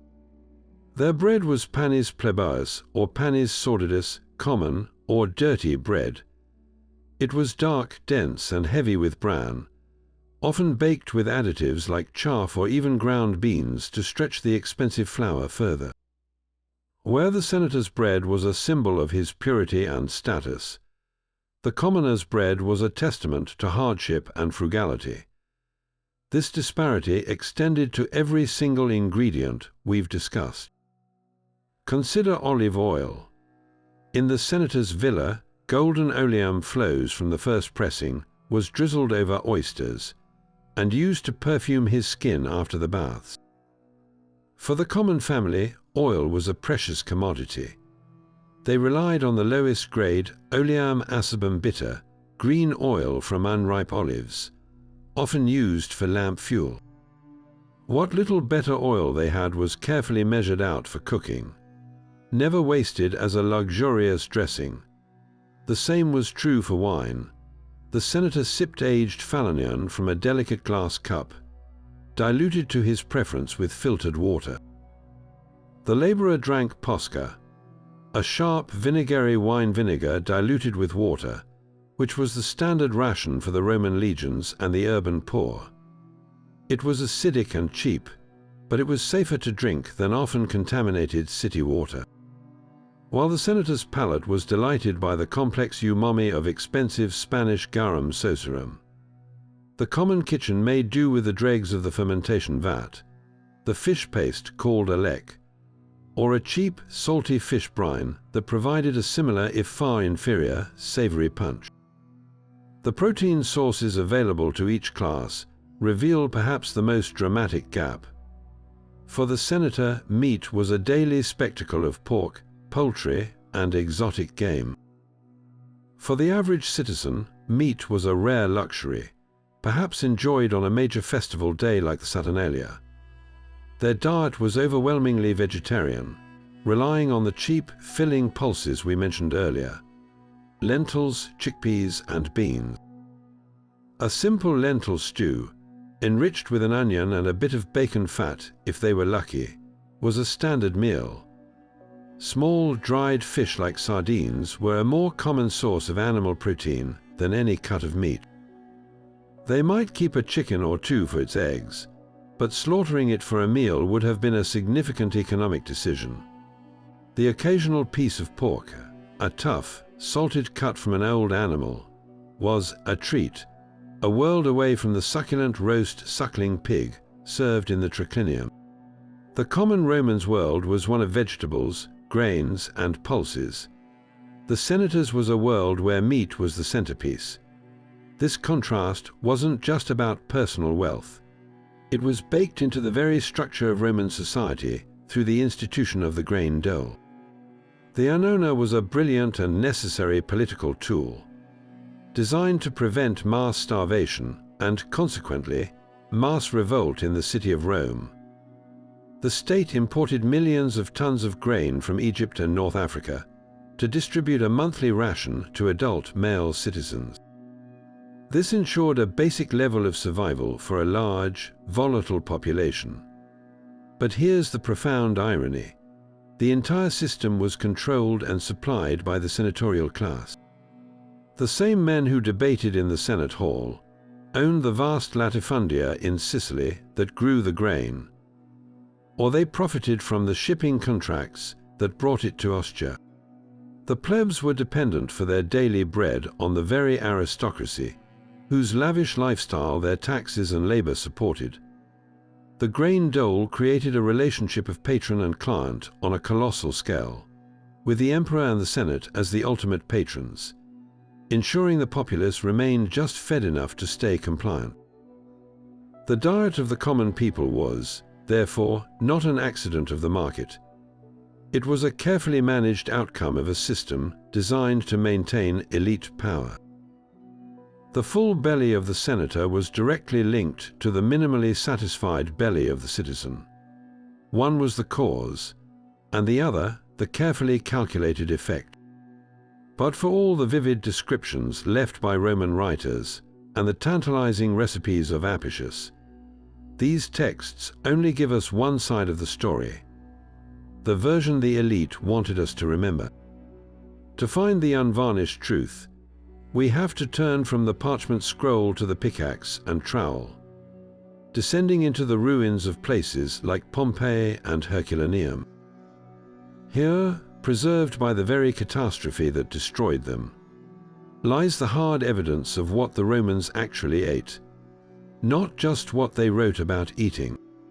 Archaeology allows us to sift through their literal garbage, offering a tangible and often surprising confirmation of the literary diet of the rich and powerful. One of the most direct windows into the Roman pantry comes from the carbonized remains of food itself. When Mount Vesuvius erupted in AD 79, the intense heat and pyroclastic flow didn't just bury the towns. It essentially baked organic material, turning it to charcoal and preserving its shape in stunning detail. In the kitchens and storerooms of Pompeian villas, archaeologists have found carbonized loaves of bread, still bearing the baker's stamp. These finds confirm the literary obsession with fine, white bread. The loaves are round, well risen, and show signs of being made from finely milled flour, just like the panis candidus described for the elite. But the volcanic ash preserved more than just bread. In Herculaneum, a wooden chest was found containing a carefully stored supply of chickpeas, lentils, beans, and even poppy seeds, mirroring the textual evidence for the importance of pulses, yet showing us the practical reality of how they were stored in a wealthy household. Perhaps even more evocative are the carbonized eggs, figs, and even a bowl of fruit, including a petrified pomegranate, that have been discovered on tables, as if the meal was interrupted mid-bite. This isn't a description of a feast. It's the feast itself, frozen in time, providing incontrovertible proof of the ingredients available to the well-to-do. Beyond these poignant snapshots, the true statistical power of archaeology comes from the systematic analysis of animal bones. By collecting and studying thousands of bone fragments from trash middens in wealthy neighborhoods, archaeologists can build a precise picture of meat consumption. The literary sources rave about pork, and the bones overwhelmingly confirm this. In elite contexts, pig bones consistently make up over half of all animal remains, and crucially, the bones often come from young animals, like suckling pigs, which would have provided the most tender and expensive meat. This is a clear material correlate to the literary obsession with roast pork. But the bones also add nuance. They reveal a significant consumption of poultry, chicken, duck, and goose, as well as wild game like red deer and wild boar. Evidence of the organized hunting parties that supply the tables of the wealthy. The story gets even more specific when butchery marks are analyzed. Cleaver cuts on shoulder bones indicate the precise dismemberment of large cuts, while fine knife marks on ribs show careful filleting, reflecting the high level of skill possessed by the household's coquus and his staff. This bony evidence transforms the extravagant menus from poetic fancy into a quantifiable reality. Perhaps the most revealing, if less glamorous, archaeological evidence comes from what the Romans left behind in their sewers. In Herculaneum, the anaerobic conditions of the ancient sewer system, sealed by the volcanic mud, preserved organic matter to an extraordinary degree. By sifting through this centuries-old waste, researchers have been able to conduct a detailed analysis of the town's diet on the eve of the eruption. They found the expected remains of elite consumption: olive pits, fish bones, sea urchin spines, and the seeds of expensive imported fruits like dates and pomegranates. But they also made a discovery that perfectly illustrates the gap between aspiration and reality, even for the wealthy. The sewer contents contained a surprising abundance of minnows and cheap, small fish. This suggests that while the literary ideal was a whole, majestic sea bass or prized red mullet, the day-to-day diet, even in a prosperous household, likely included more humble, affordable seafood, perhaps used in stews or as a base for the ever-present garum. This is a level of granular detail that no text would ever bother to record. The most intimate archaeological evidence of all comes from the analysis of coprolites, fossilized human feces. While the term might provoke a grimace for archaeologists, these are scientific treasure troves. Analysis of Roman-era coprolites from latrine sites in Italy and across the empire provides a direct snapshot of what passed through the Roman digestive system.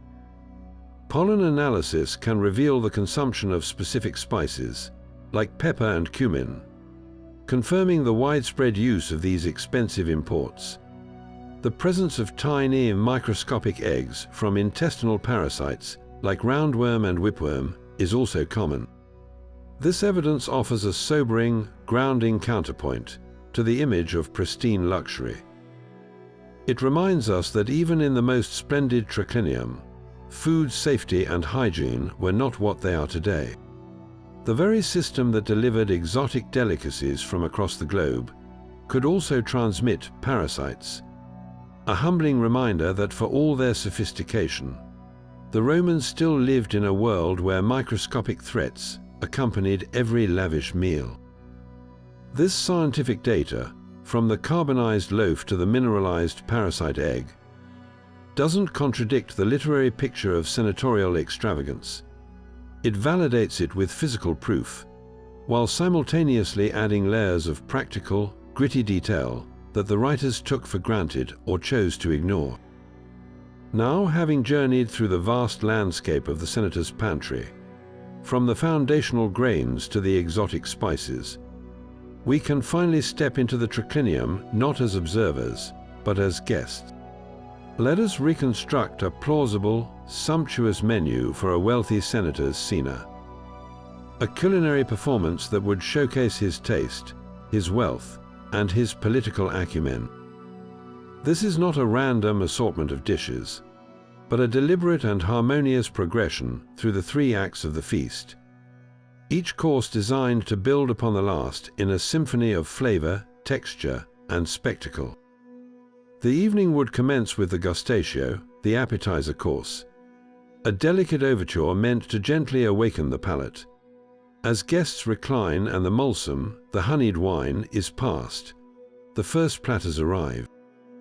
They might feature hard-boiled eggs, served with a rich, creamy sauce of pine nuts, garlic, pepper, and a splash of vinegar, a combination of simple protein and sophisticated seasoning. alongside a salad of fresh, crisp lettuce and chicory, dressed in a sharp vinaigrette of the finest olive oil, a hint of garum for savouriness, and a few chopped fresh herbs like rue or lovage. To signal the host's access to the sea, a platter of shellfish would be essential. Perhaps fresh oysters from the Lucrine lake, served raw with a drizzle of liquemen, a lighter garum, and a squeeze of lemon juice from a precious citron. Another appetizer could be boltus, the prized wild mushroom, simply sautéed in olive oil with a touch of coriander, allowing its earthy, meaty flavor to shine. The goal of this course is not to fill, but to intrigue. The flavors are bright, a little acidic, and slightly sweet from the wine, perfectly preparing the stomach for the indulgence to come. Following this gentle introduction, the servers would clear the first tables, and the main event, the mensa prima, would begin with a theatrical flourish. This is where the host displays the full extent of his resources. The centerpiece might be a magnificent roast wild boar, captured on his own estates.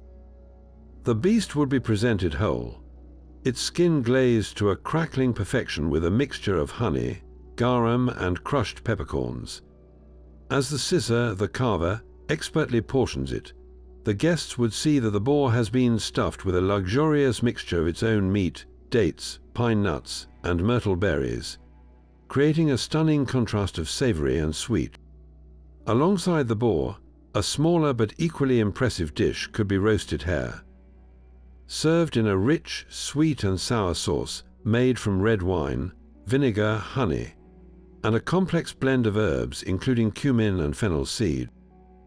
From the poultry yard, a fattened goose, its liver enlarged in the manner of an early foie gras, might be served, perhaps roasted with figs to complement its rich flavor. To balance these heavy meats, a patina of asparagus and mallow would be offered, a savory baked custard of vegetables bound with eggs and seasoned with garum, providing a creamy, comforting counterpoint. The wines now changed to something serious and unmixed, like a decades-old Falanian, decanted and diluted in the crater, its fiery strength a match for the robust flavors on the table. After such an overwhelming display, the final act, the mensa secunda, offers a graceful and refreshing conclusion. The savory platters are removed, and the table is reset with bowls and baskets, brimming with nature's sweets. A central platter would hold a pyramid of fresh fruits, ripe figs, their flesh split and glistening, deep purple plums, sweet pears, and clusters of fat grapes. For a touch of the exotic, there might be dates from North Africa, their sticky sweetness a pure delight. Nuts, walnuts, almonds, and hazelnuts would be presented roasted and lightly salted for guests to crack open. But the true artistry of the dessert course lies in the prepared dishes. The kitchen might send out small, hot honey cakes called globi, made from fried cheese and semolina dough, each one dripping with warm honey. Another offering could be a simple patina of pears, where the fruit is cooked down with honey, a dash of pepper, and a sprinkle of cumin, then mixed with eggs and baked into a delicate, spiced custard. For the ultimate statement, the host could serve fresh strawberries, forced to ripen out of season in his specially built greenhouses, a miraculous taste of spring in the middle of autumn. This course is slow and conversational.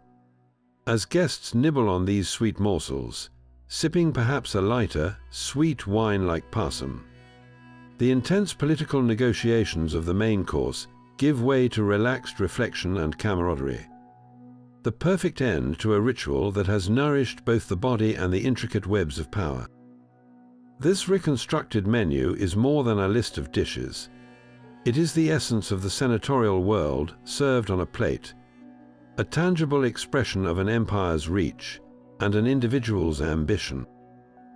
But what became of this sophisticated culinary world when the political might of Rome itself began to crumble.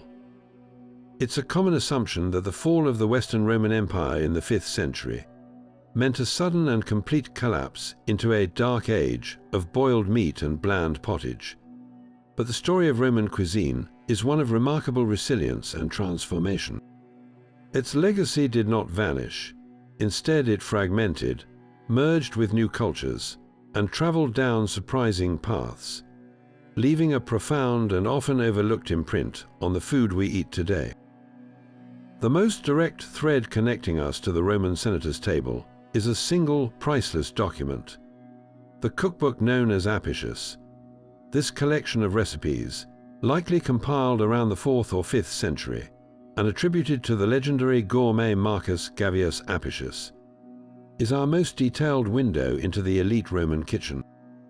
Its survival through the chaos of the empire's collapse is nothing short of a miracle. Copied and recopied by monastic scribes throughout the Middle Ages, these recipes, with their complex combinations of garum, pepper, honey, and herbs, were preserved not as practical guides for everyday cooking, but as curiosities, artifacts of a lost world of sophistication. For centuries, Apicius was a culinary ghost, a text known to scholars, but largely disconnected from the living tradition of European cooking. Yet, if we look beyond the specific recipes and focus on the foundational ingredients, we find that Rome's culinary children are everywhere. The most stunning example is the story of garum, that pungent, umami-rich fish sauce that was the soul of every Roman pot did not simply die out. In the Eastern Roman Empire, based in Constantinople, the tradition continued uninterrupted, evolving into a sauce that is still a staple today: colatura di Alici. In the small Italian town of Cetara on the Amalfi coast, fishermen use a method startlingly similar to the ancient Romans, fermenting anchovies in salt in wooden barrels until a clear, savory liquid drips out. This anchovy drippings is the direct, living descendant of garum, used in modern Italian cuisine to add a breathtaking depth to pasta dishes. And the journey gets even more fascinating. As the Roman Empire receded, trade routes shifted, but the taste for fermented fish persisted. It is believed that British traders encountered similar sauces in ports from Iberia to Southeast Asia. This culinary concept, capturing the savory essence of fish through fermentation, eventually found a new home in England, leading to the creation of Worcestershire sauce in the 19th century. That bottle in your cupboard, with its complex blend of anchovies, vinegar, and spices, is a direct, albeit distant, cousin to the garum sociorum that once flavored a senator's lentil stew. The Roman palate for savory depth, it seems, is encoded in our own. This legacy extends far beyond a single condiment. The Roman reliance on wheat, olive oil, and wine created the Mediterranean triad that still defines the diet of southern Europe today. The vast olive groves planted across the Roman world continued to be cultivated, making olive oil the essential fat of Italy, Spain, and Greece for centuries. The vineyards they established formed the basis of Europe's great wine regions. Even the structure of the meal left its mark, while the elaborate three-part cena faded with the aristocratic lifestyle that supported it. The Roman idea of concluding a savory meal with something sweet, the mensa secunda, echoes in our separate dessert course. The Roman taste for combining sweet and savory flavors, such as pork with fruits or cheese with honey, which can seem so unusual to the modern palate, actually never fully disappeared. It found a refuge in certain regional cuisines. Think of the Italian preference for prosciutto wrapped around melon, or the French tradition of pairing duck with a sour cherry sauce. These are subtle reflections of a flavor philosophy that prized balance and contrast, a philosophy meticulously recorded in the pages of Apicius. Perhaps the most profound impact, however, was on the culinary geography of Europe itself. As the Roman legions advanced, They didn't just conquer, they planted. They introduced systematic viticulture to Gaul, which would become France, and to Hispania, which would become Spain, two of the world's greatest wine-producing nations. They spread apple and pear orchards, walnut trees, and the cultivation of key vegetables like asparagus, carrots, and cabbages far beyond their native Mediterranean habitat. They established the agricultural foundation that would shape national cuisines for millennia. The fall of Rome did not undo this botanical colonization. It simply allowed these ingredients to be adopted and adapted by the very cultures Rome had once dominated. The Frankish knight, the Venetian merchant, and the Spanish peasant were all, in a way, eating from a Roman larder. So the next time you drizzle olive oil over a salad, grind black pepper onto a steak, or enjoy a glass of wine, you are participating in a culinary tradition that was refined and spread across a continent by the senators and citizens of ancient Rome. Their empire may have turned to dust, but their taste buds, in a very real sense, conquered the world. So what was the real diet of a Roman senator? In the end, it was a complex tapestry, a story told not in scrolls or speeches, but on a plate. It was a narrative woven from the sturdy, practical threads of staple grains and pulses, shot through with the dazzling, golden filaments of luxurious imports like pepper and cinnamon, and embroidered with the spectacular, almost theatrical symbols of the feast, from the Trojan pig to the re-feathered peacock. We have journeyed together from the simple, hurried bite of a breakfast, eaten standing up, to the sprawling, hours-long spectacle of the evening cena. And in doing so, we have uncovered a fundamental truth about the Roman elite. For them, food was never, ever just food. It was, first and foremost, a language of power. Every ingredient was a syllable, every dish a sentence, and every meal a profound declaration of identity and influence. The whiteness of a senator's bread shouted his social elevation above the common citizen. The exotic scent of a spice from India whispered of his far-reaching commercial connections. The sheer, shocking presence of a live moray eel on his estate was a roar of his command over nature itself. His table was a meticulously curated map of the Roman Empire, with olive oil from Spain, grain from Egypt, and wine from the slopes of Mount Falanus, all converging on his triclinium to proclaim his centrality in the known world. This was a form of communication that everyone, from his lowest client to his most bitter rival, could understand instantly. But beyond the politics and the status, this diet reveals the Romans themselves to us in a surprisingly intimate way. Their culinary philosophy, guided by the humoral theories of physicians like Galen, shows a people deeply concerned with balance and well-being, striving to harmonize their bodies with the world around them. Their love for complex flavors, the sweet tang of balsam, the savory punch of garum, the aromatic heat of peppers, speaks to a palate as sophisticated and adventurous as any today. And the incredible effort they invested, from building greenhouses to force fruit out of season to engineering the intricate logistics of the grain dole, demonstrates a brilliance and an ambition that extended far beyond the battlefield into the very heart of daily life. Their diet was a perfect reflection of their character, practical yet extravagant, disciplined yet capable of breathtaking excess, and forever striving to impose order and meaning on a vast and chaotic world.